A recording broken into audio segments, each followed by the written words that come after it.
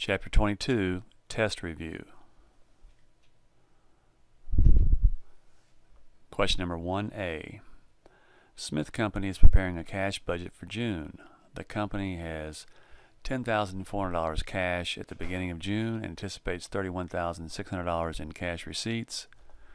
Let's see, on and on and on. So let's see what we're supposed to do to maintain a $10,000 required balance during the June. The company must do what? All right. So right now, the company has $10,400 in cash at the beginning of June, anticipates $31,600 in cash receipts and $37,700 in cash disbursements. So cash will go up by $31,600 and go down by $37,700, and the cash balance before financing will be $4,300. So Smith Company has an agreement with its bank to maintain a cash balance of at least $10,000 as of May 31st. The company owes $15,000 to the bank.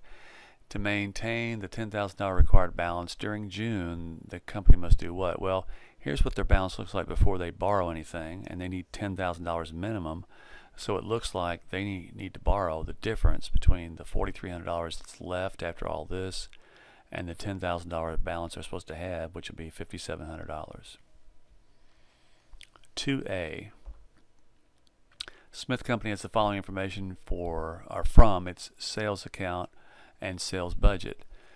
They have actual sales of in May of $113,000, June actual sales of $101,000, expected sales or budgeted sales in July of $98,000, August $118,000, and September $128,000.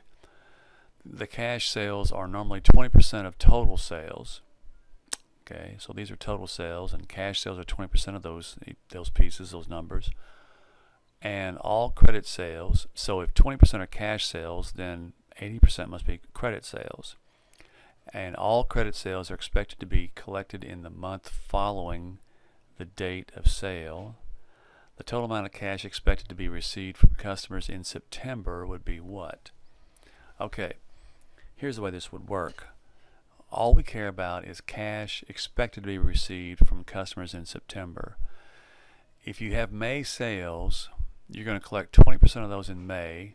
Based on this, cash sales are normally collected, 20% of the total sales are to be expected and collected in the month following the date of sale. So all cash sales, you collect those immediately, right? That's 20% of the sales right up here. And all credit sales are expected to be collected in the month following the date of sale. So in May, we will collect 20% of May's sales, which are cash sales, and 80% of June's sales, which are the credit sales, but we don't care about that. In June, same thing, 20% of June's sales, which are cash sales, and 80% of July sales, which are the credit sales. We don't care about that either. Same thing for July, same thing for August. And in August, we start caring now, because in August we will collect, of this $118,000 in total sales, we'll collect 20% of those, which would be the cash sales, and we'll collect 80% in September of these August sales, and we care about that because that's the credit sales involved. And then in September we'll collect 20% of the sales total here, which are cash sales, and of these sales we'll collect 80% of those in October, which are the credit sales. So we care about the amount collected in September of the August sales and the amount collected in September, that's 20% of the September cash sales. So September cash sales 20% times 128, or 25,600, and August credit sales, 80% of those will be collected, of that total 118,000 will be collected, because these are credit sales for August. 94.4, the total amount we're going to collect in September from all kinds of sales will be $120,000, and that should be scooted over here a little bit. 3A. Smith Company's budget includes the following credit sales: September 32,000, October $43,000, November $37,000, December $39,000. Experience has shown that payment for credit sales is received as follows: 20% in the month of sale, 55% in the first month after sale, 22% in the second month after sale, and 3% is uncollectible. So how much cash can Smith Company expect to collect in November as a result of current and past credit sales? Well, let's look at this. These September sales will collect 20% in September, 55% in October, and 22% of this total will be collected in November. And all we care about is November. So let's go back, or now go on rather, to October. In October, these $43,000 worth of sales, which are all credit sales, will collect 20% in October, 55% in the month after, which is November, and 22% in the month after that, which is December. We don't care about December. Let's look at one more. All right, and in November, these November credit sales will collect 20% of those in the month of sale, which is November, 55% in December, and 22% in January. So all we care about is what's in red. So now we don't care about any of these December sales because none of these will be collected in November. So now let's figure out how much we're going to collect. 22% of September sales, there's the September sales, 20% of those will be collected in November, which is $7,040. We'll have 55% of October sales, there's October sales, 55% of those will be collected in November, which is 55% times 43,000, which is 23,650, and then 20% of November sales will be collected in November, which is 20% of 37,000, which is 7,400. Add the three together, and all together we're going to collect $38,090 in November. So let's go on. Number 4, use the following information to determine the ending cash balance to be reported on the month ended June 30th cash budget. So beginning cash balance of June the 1st, $95,100. Put it right here as the beginning balance, plus the cash receipts of $418,500. Those will be increased. That'll be something we'll be collecting to report it on the June 30th cash budget.